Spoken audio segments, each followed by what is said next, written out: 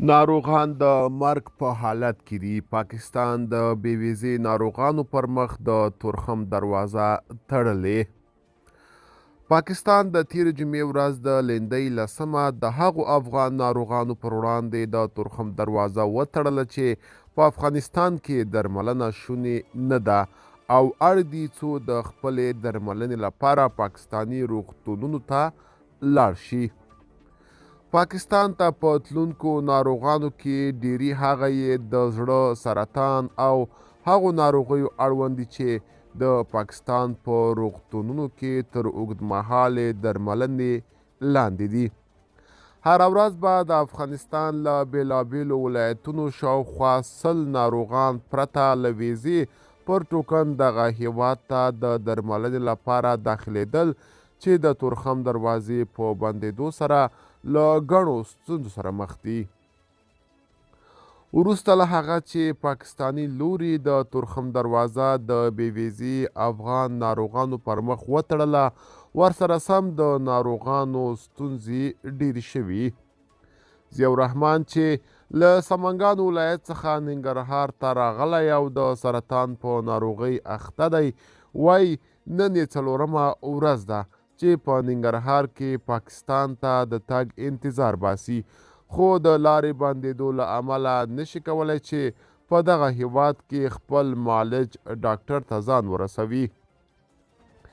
دی وایي چې 2 کاله کېږي په پاکستان ته ځي او د سرطان ناروغۍ درملنه کوي، خو دا لومړی ځل دی چې په درملنه کې ځنډ رامنځته شوی دی.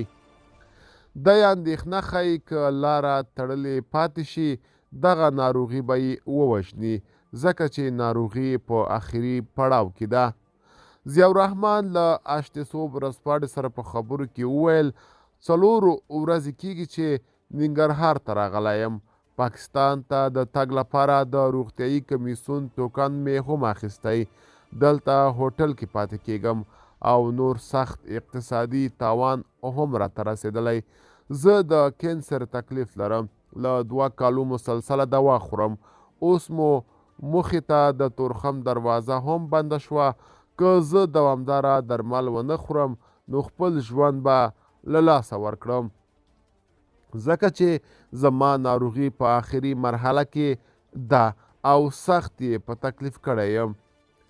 په ننګرهار کې پاکستان ته د ناروغانو د لیږد کمیسیون مخې ته له بېلابېلو ولایتونو راغلي ناروغان له پاکستاني لوري غوښتنه کوي چې د انساني همدردۍ له مخې د افغان ناروغانو ته پر تورخم دروازې بې ویزې د تګ اجازه ورکړي.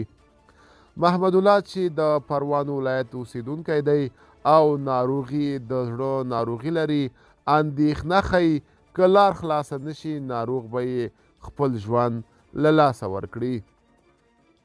د نوموړي په خبره 24 ساعته کېږي چې ناروغي په امبولانس کې پروت دی.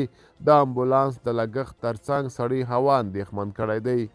محمد الله له اشتسوب ورځپاڼې سره په خبرو کې وویل پلار مې د زړه ناروغي لري او ډاکټرانو ورته ویلي چې 3 واړه رګونه یې بند دي او عملیات ته ضرورت لري. نو اوس موږ راغلی یو چې پاکستان ته واوړو، خو لار بنده ده او موږ ته مریض دلته په امبولانس کې پروت دی. که دلته یې عملیات کوو مصرف پې زیات راځي او موږ یې د پرې کولو توان نه لرو. نو غواړو چې دغه لار ژر خلاصه شي. د ننګرهار په حذوي روغتون کې د یوې سرچینې د معلوماتو له مخې پاکستان ته د ناروغانو د لیږد کمیسیون ته هره ورځ نږدې 800 ناروغان مراجعه کوي چې د متخصصو ډاکټرانو پر مټ ترې شاوخوا 100 بیړني هغه ناروغان چې دلته یې درملنه ناشونې وي پاکستان ته پر ټوکن د تګ اجازه ورکول کیږي. د تیر جمهوریت پر مهال په پراخو امکاناتو کې نه حکومت او نه خصوصي سکتور پر دې نه و توانېدله چې په هیواد کې د اړتیا وړ داسې روغتونونه جوړ کړي چې د هر ډول ناروغانو درملنه پکې وشونې وي. هر کال په میلیونونه ډالر له افغانستان نه په درملو او بهرنیو هیوادونو ته د درملنې په موخه د تګ پر مهال مصرفیږي چې د هیواد ملي اقتصاد ته صدمه رسوي.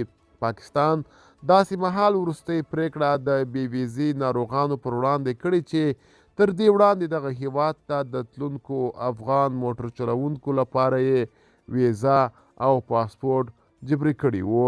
تر اوسه پورې په ننګرهار کې ځایي واکمنو طالبانو په تورخم کې د ولاړو شویو ستونزو او د بې ویزې ناروغانو د بندېدو په تړاو د پاکستان د یادې پریکړې پر وړاندې هیڅ ډول غبرګون نه دی ښودل شوی.